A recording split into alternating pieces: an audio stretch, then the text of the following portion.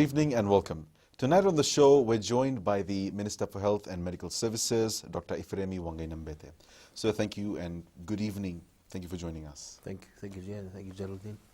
So, the information that we have, of course, everyone has been following the press conferences that are coming out of the Ministry of Health and by way of the government.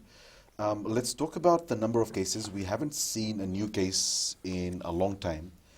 But what does that mean for Fiji? Does that mean that we're in the clear? Thank you. We haven't seen a new case now for the last 7 to 8 days. The longest we had was about 6 days, about 2 to 3 weeks ago. So since case 18, we haven't seen another new case.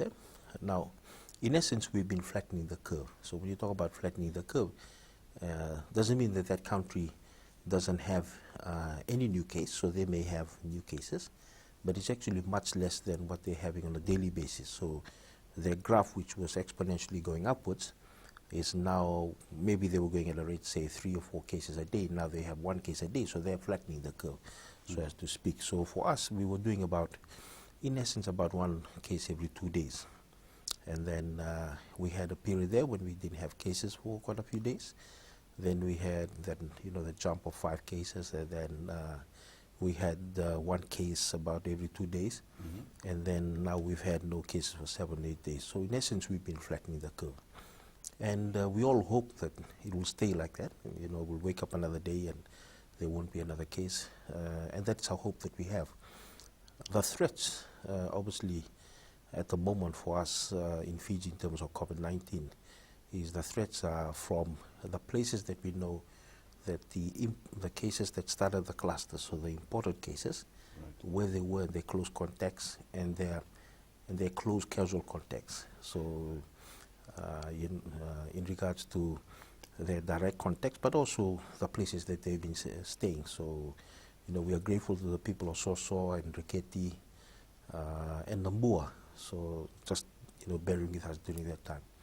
But also, we want to make sure that there's none that's in the community, and that's the reason why we have the fixed and the mobile fever screening clinics that's going all out through the nation, in being able to find, in case there's one that will slip through the gap and is sitting within the community, to pick it up.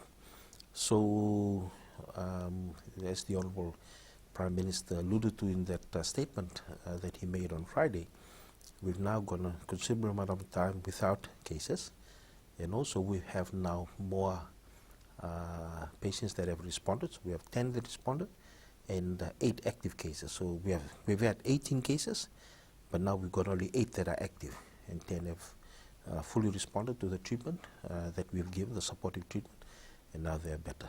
And so that's where we are. So with that in mind, is that the reason why there's been a slight relaxation in some of the directives that the government had given out, especially with the curfew and also with inter-island travel for passengers? Yes, that's the information that's been very helpful in being able to assist the government in making the important decisions around the lifting of some restrictions that are there. Now, people forget that social distancing remains in place. And I get asked these questions, people asking me off the street and also by text messages and also on social media. So does that mean that government has relaxed social distancing? No, it hasn't.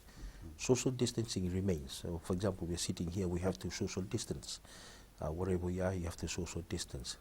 We accept that there are certain situations, for example, when you all congregate to get into the bus, you might not be able to do that. But, for maybe 5 or 10 minutes. But then when you get into the bus, you social distance. When you get out of the bus, you social distance. What is a known fact is that when you're close to one another, close to somebody within their bubble, in quite a period, the longer you stay closer to that person, and that person's got COVID-19, the highly likely that you will get COVID-19, because of the way that it spreads. And we've discussed this many times before. So just on that note, you mentioned that there's only close proximity for a certain short period of time, but there's also different types of messages and also information that is floating around, and people online are sharing this. Just to clarify, how long does COVID-19, the virus or the bacteria, sorry, not the bacteria, the virus itself, how long does it linger on different surfaces? What is the definitive time? There are certain surfaces that it could stay on for a couple of hours, certain surfaces that it doesn't. It's been thought that, steel or something made of metal, they can linger on for about 3 hours. What is important that is, again, I think if you take a look at those messages and then have a think about how you can talk about that data, what does it mean? It means that we have to also continue to clean. So, continue to clean the surfaces, and that's why also the discussion about, places of work, making sure that they have the hand sanitizers, but also some advice around how they're going to clean. We also know that cleaning-wise, that compounds in sodium chloride or hypochlorite, which is like bleach, are very helpful in being able to disintegrate the virus, and apart from soap and water. So these are things that have to be done on a regular basis, especially when you're having different people coming in and utilizing those areas. And I think that's the important part of the message. As we talked about it the last time that I was here, as we get more and more in terms of the number of cases worldwide that have it, as more research comes out, we'll be a lot wiser in terms of what needs to be done. But certainly the advice is, yes, we must clean all surfaces. Yes, we must continue to clean our hands, and soap and water does work apart from hand sanitizers. And yes, we must remain in social distancing space. So, what we should take away is that although the restrictions have been eased on social gatherings and inter-island travel, and the curfew has been extended, this isn't reason for people to ignore all of the other usual health protocols like washing hands and social distancing. No, it isn't. And it is, some doctors, they message me and say, I hope people don't think that this is an opportunity to think that we are free from all this. And that's the message that I would like to give today, is that no, it's still there in the world. It's quite rampant in some parts of the world. And I think what is important to understand is that given some of the significant steps that we have made collectively as a nation, in terms of the community fever screening, in terms of the treatment, in terms of the returning home of some of those who were sick, we know that we are in a safer place than we were maybe a week ago. And therefore, certain restrictions have been lifted to allow us to get a little bit of normalcy. Right. But we must continue to maintain the new normal. And I think this is an important message that media has to play in the whole scheme of things, that the new Fiji is different from the old Fiji pre-COVID. We'll come back from a break and we'll carry on the discussion on this subject. Stay with us.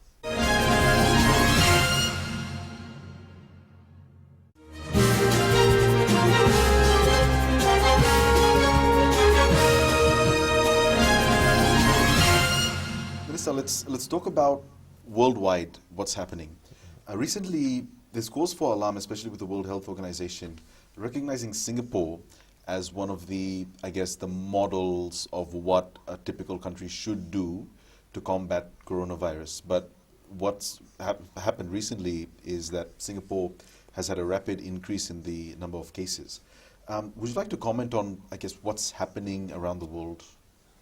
So around the world, we know there's more than 2 million patients that have got COVID-19, and more than 200,000 deaths that we know of. The case fatality, which is those who die from the disease, has risen from about 2% when it was still in China to now just today, more than 7%. So, and again, when you talk about the 7%, there are some countries that are hitting 11, 12%, and there are some countries who are very low. So, because it's average, that's why it's more than 7%. But that's a worry. So if you've got a disease in which more 7% of people are going to die, that's a worry. So if it technically means if we have 100 patients in Fiji, then 7 is likely to die. This is with treatments, yeah? So, so you give all the treatment, you give the ventilators, 7 will still die. And that's obviously the worry. That's why we don't want those numbers to be here in Fiji. Now, what is also being seen is that some very, very strong nations in terms of their economic power, in terms of their health systems, they are struggling in some areas. There's been re-emergence of the disease, so the disease was able to flatten out, and then the disease have re-emerged again in considerable numbers in some of these nations. And some of the things that have come out is, for example, dormitory style living. That's one of the things that's been seen in some of these nations. I mean, Singapore, that's where the re-emergence is in their dormitory style living for their foreign workers, not necessarily in the community. We've also seen a slight re-emergence in the Asian countries, in China, for example. And that's really the worry around the world. So when you flatten the curve, what are the things that's going to cause re-emergence? One of the things that's been known to cause re-emergence is when you lift all the significant lockdowns that you have. So when you lift all the important lockdowns without actually leaving some restrictions behind, without actually saying, look, we're going to continue to social distance, and without actually enforcing that, then you run that risk. And that's why Fiji has taken the stance that it's taken with lifting some restrictions, continuing with the other restrictions, but really pushing the social distancing message right throughout. And that message is a whole of nation approach, including schools. So it's interesting that you mention all of these other countries. Some of the countries that have been worst hit by the pandemic are some of the most developed, some of the wealthiest countries in the world. What do you think the difference is between how Fiji responded to the pandemic and how some of these other countries responded? Thank you. From the one thing we have to realize is we are very blessed in Fiji that we've got universal health coverage, that we have a national health system. So, and it's free. So any person in the land can front up to any health system, get checked, get taken across to a big hospital, get an operation done without having to pay for it. So it's paid by government and again using government revenue. So that's one. Number two is the Fijian government has really been pushing this ethics of leaving no one behind and reaching the unreached. So making sure that we talked about it, the marine vessel evacuated. We go out on trips into the maritime areas, making sure that we have specialist clinics that happen now in the health centers, in the nursing stations, making sure that we continue professional development, continue to renew the equipments that we have, because they only have a half-life of about 7 years, and then so we have population health, so health that's distributed evenly right throughout the nation. Some nations may not necessarily have their national health system.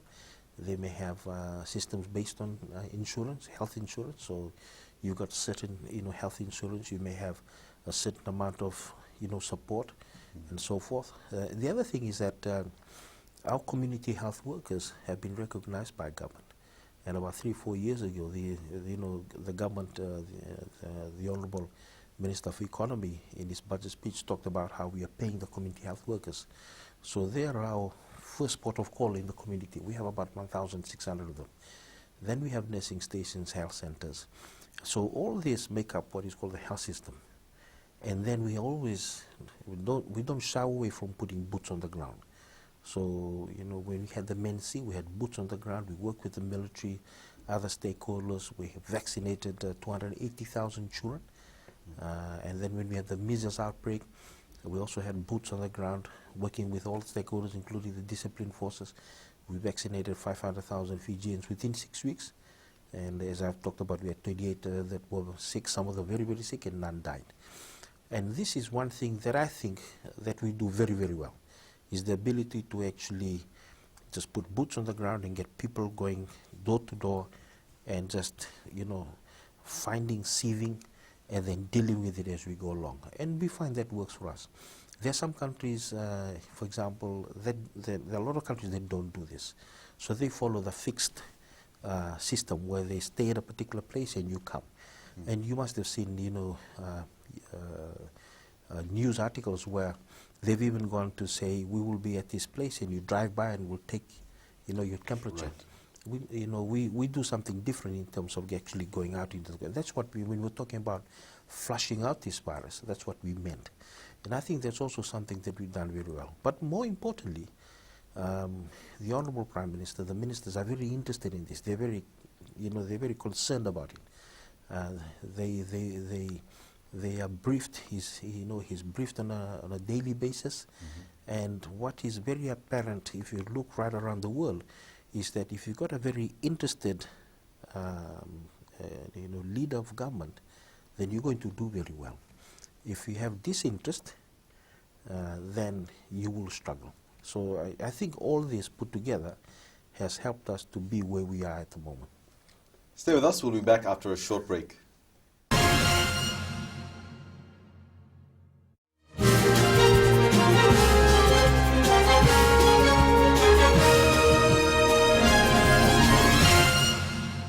Welcome back. Mister, let's look at something that the Ministry of Health obviously has to do on a regular basis with COVID-19 being a pandemic. You have to liaise with the World Health Organization, and you have to be in touch with them quite often, not only to get advice from them, but also to liaise with them about various matters. Talk to us about this. So we've been quite fortunate that WHO had, we requested, and they gave us an expert to be here with us, Dr. Paul White. So he's been helping with the incident management team, giving some experience. He was involved with the work with Ebola in West Africa. But again, this is not Ebola. This is COVID-19, completely different. But certainly some of that experience has been helpful. We've also had continuous discussions with WHO in country that looks after the region in terms of what we are doing, and also we've been working together with. There are some things that we are doing in Fiji that they think can be quite helpful for other countries in the region around the world to look at as models in which they may be able to flatten their curves. So we've been talking with them. So apart from us actually gaining some insight from them, they've also been looking at some of the things we're doing and actually taking it to other countries and seeing and saying, look, this is what Fiji has done, this is the results Fiji has at the moment. Would you be interested in looking at this and seeing if this helps? And really that's the roles that WHO played. Remember that no one's had COVID-19 before. So really one of the aims is to actually collate what is best practice and share it around the world. We've also been invited, and this week, I think it was on Wednesday, I participated on behalf of Fiji in an Asia Pacific Parliamentary Forum on COVID-19, where Fiji was asked to talk about the work that it was doing around COVID-19. And then the next day, I spoke, and we were one of the only 6 countries in the world. So we represented our region, the Western Pacific region, and I talked about Fiji's response. So you had Sweden representing Europe, for example. You had South Africa representing the African continent. We had India representing part of the Asian part, the other part of the Asia Pacific, Western, the other part.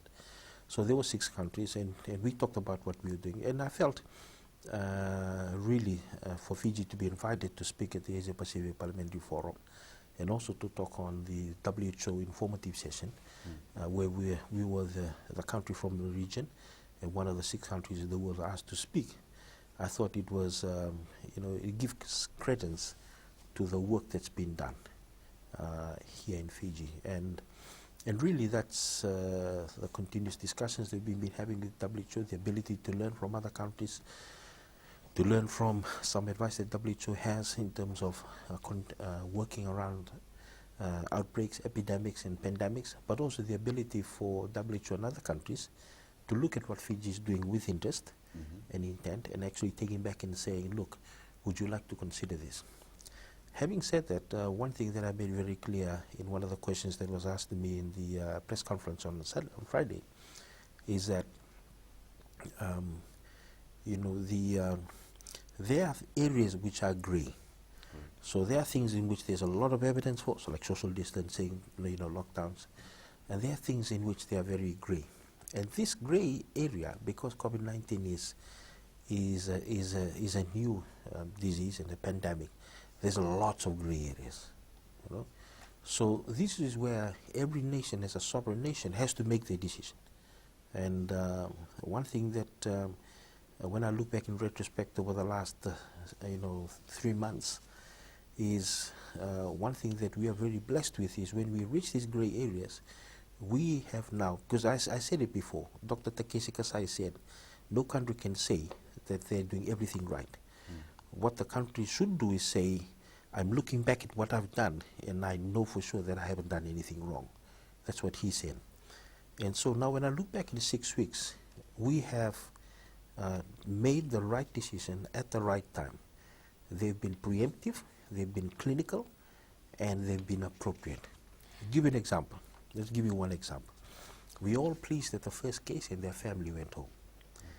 If we had done what some people in the opposition had said and put them in Nukulau and Makungai, I don't think they would have survived. You know? Yeah. So it's about making sure that you make the right decision at the right time and ensuring that you preserve life. And that, I think, in essence, is what I think we have done very well. That seems like, of course, the Ministry of Health so far, Touchwood, has been doing really well. The response to the cases that we've had, and of course with the recovery rate, has been really good.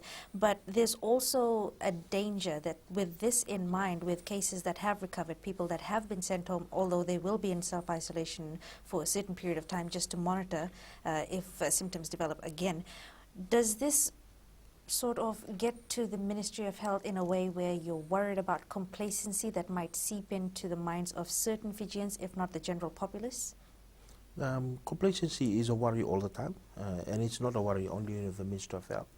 It's a worry of government, and it's a worry that, we hope every individual, will worry about. When I look back and I walk for my walk in the mornings, and I travel past towns and think, I'm pleased to see that we've made significant movements in terms of the things that need to be done around this COVID-19. I came into here, we had to wash our hands, and I've never had to do that before the FPC. Coming to FPC and wash my hands, but now we're doing it. So.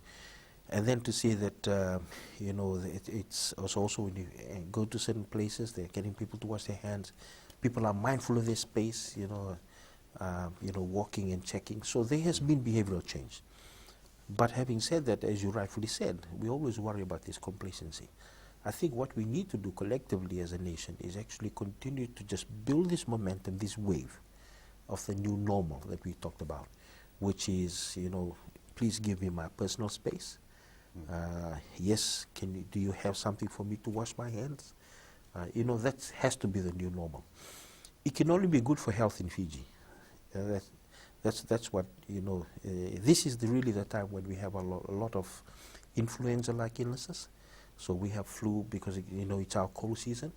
If you look at our numbers seem to indicate that we're not having spikes of the flu, right? Spikes of the flu. And really it's because a lot of the things that we do around COVID-19, they're very helpful too in decreasing the flu. So, having that personal space, having your own handkerchief, wiping, places. So I'm hopeful that, we will not allow complacency to come in, but also we'll continue to build on this momentum, this wave, so that, we can just continue to be a healthier nation. That's my wish. It's aptly said. We shouldn't really go back to the way things were, because a lot of people are thinking that after this whole pandemic issue is over, we can just go back to our way of life, the things that we used to do before. Whereas a lot of things, like you mentioned, that we're doing now, for example, hand washing, organizations like UNICEF and even the Ministry of Health has always advocated for hand washing. And hand washing is something that you should do regardless of whether or not there's a pandemic, right? So we'll talk about some misinformation, especially globally, information in relation to a possible vaccine, and we'd like to have that discussion with you when we come back from our next break, so stay with us.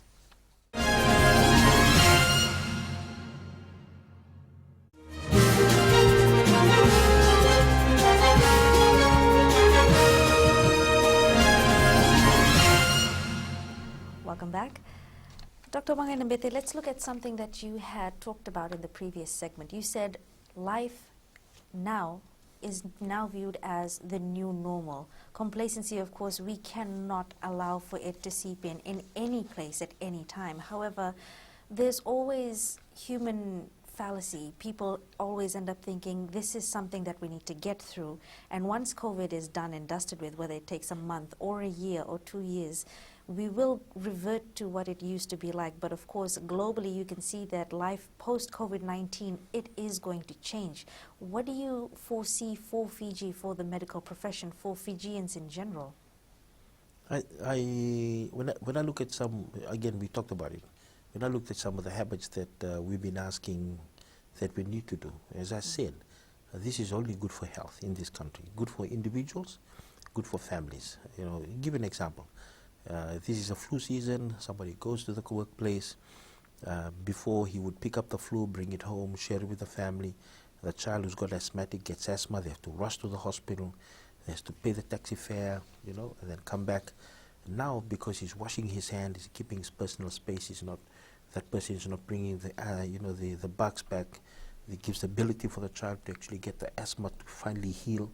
You know, so I look at it, and this is opportunities for health in this country, to be able to continue to push for a healthy population.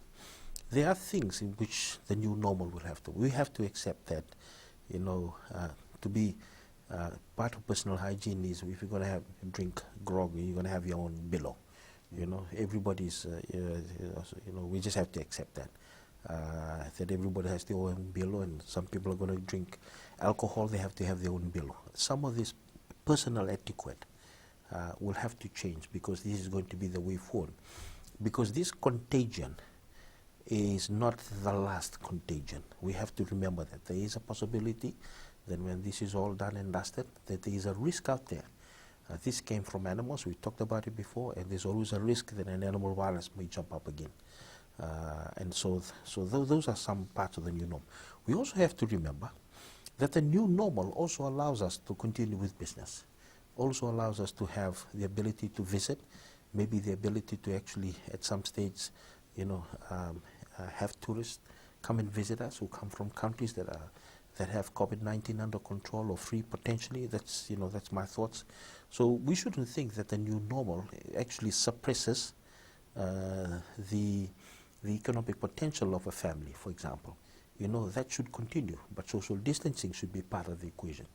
The ability to be able to make sure that we don't spread any virus should be part of that equation. So the new normal is actually exciting from a health perspective. Okay. Now, I think what we need to do collectively is to say, look, the new normal is actually cool.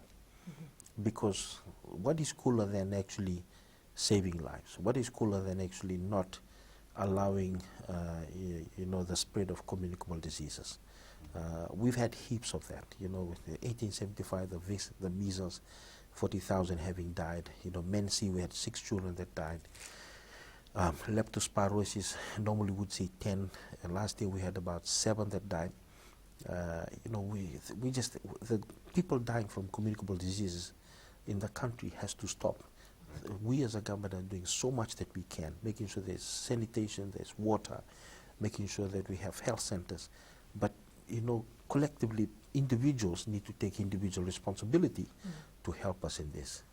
Allow us to digress for just a moment. It would be irresponsible of us to not to address this.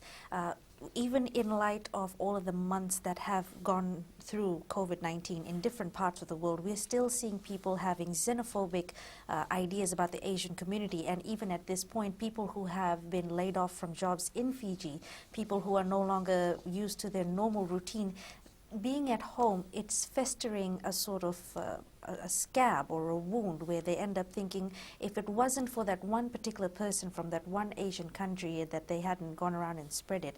And we're seeing this sort of vitriol just being whispered about, and it's more harmful. Of course, the Ministry of Health itself cannot do anything about rumors, but this could bring about distrust amongst members of, say, for example, in the medical profession who happen to be of the Asian community that are out there sacrificing as well. Have you come across this? I've heard about, you know, some instances of this, and I've made myself very clear that you know, We shouldn't be doing this. We shouldn't vilify anybody for their ethnicity. We are, as a nation, we believe in everybody being equal, and as a government, we believe in equality. And I've talked about this before.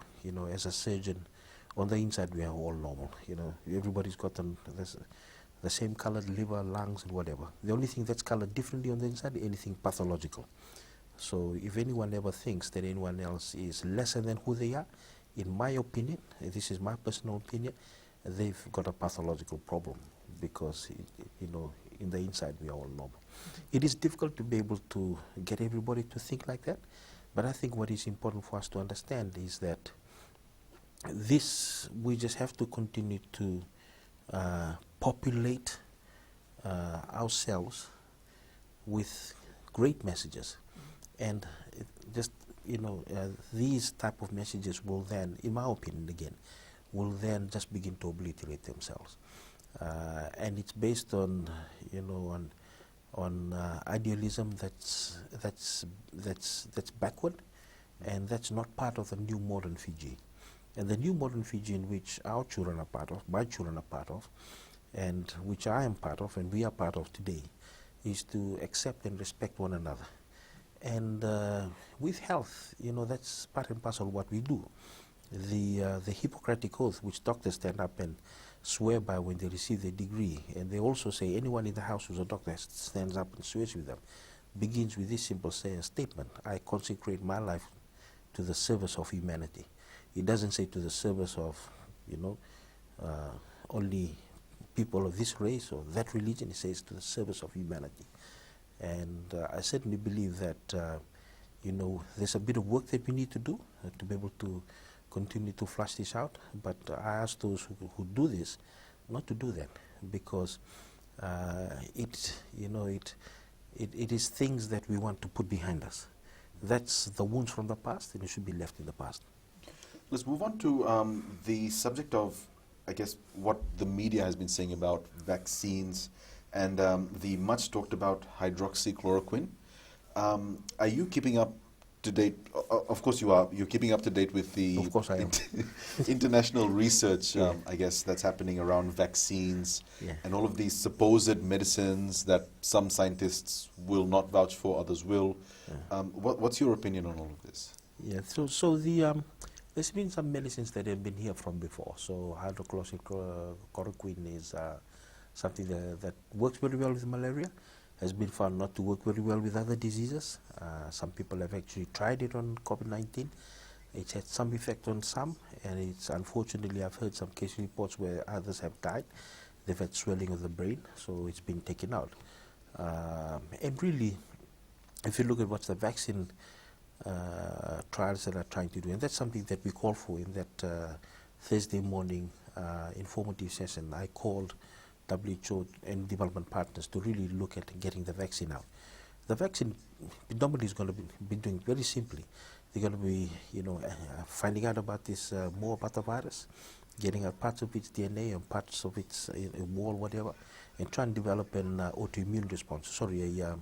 Antibody, antigen response. So you build, immunoglobulins against it, and that's what most vaccines and most have been able to do. And that pathway has got its own time. We can't rush that. You can do as much as you can to be able to quicken it, but you can't shortcut it because people's lives are at risk. So we've got to allow that to go through that, and then finally at the end to be able to come up with a vaccine. We hope that we can be quickened as much as possible, but if somebody is to say that they have a vaccine tomorrow and they will roll it out, that really leaves us wondering where the hell did it come from. Stay with us. We'll be back with our final segment after this short break.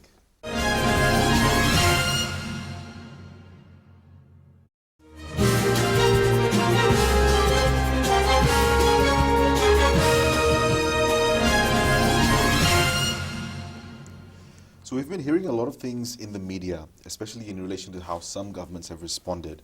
For example, the US government has recently announced cutting of funds to the World Health Organization, and they've also criticized the WHO's response and the way that they handled the pandemic. The US president has also, I guess, opened himself up to a lot of criticism by suggesting that people need to somehow expose their inner bodies to UV light and or bleach or inject bleach or something of the equivalent. Is there something that you'd like to say perhaps in response to this? So WHO plays an important role in terms of, at the moment it's a lead agency from UN. So if you look at all the UN communication, it recognizes that WHO is a lead agency in this fight. WHO also has a lot of experience. We just talked about it. They've recently been fighting the Ebola epidemic in West Africa, and some of the countries, really struggle with that.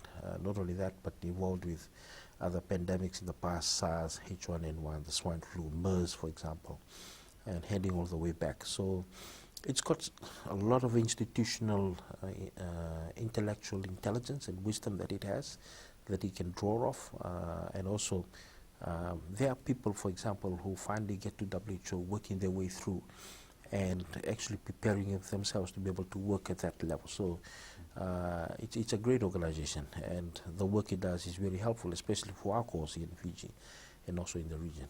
But having said that, remember I said earlier in the show, there are certain things about this virus which no one really just knows the right answer to. It's grey. And this is where, all countries have to make their own judgments. No one particular person is perfect, no particular organization is perfect. And so there are certain areas where we have to make our own judgments in terms of what you're going to do as a nation, because every nation is sovereign.